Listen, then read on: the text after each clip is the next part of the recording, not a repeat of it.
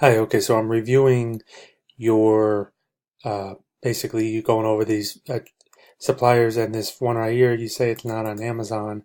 However,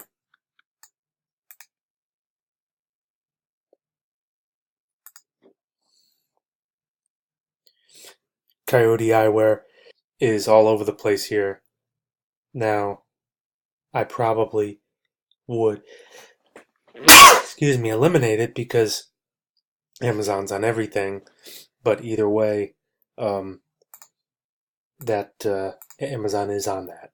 Okay, one other thing when you're doing the low to high, um, or tell me the price, you're going to see, the price.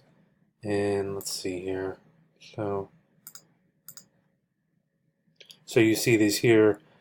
Now to see the highest price, I mean, you can see low there, but if you want to see if it goes over that $20, you hit that there and it'll give you the highest price. So what I want you to do is I'm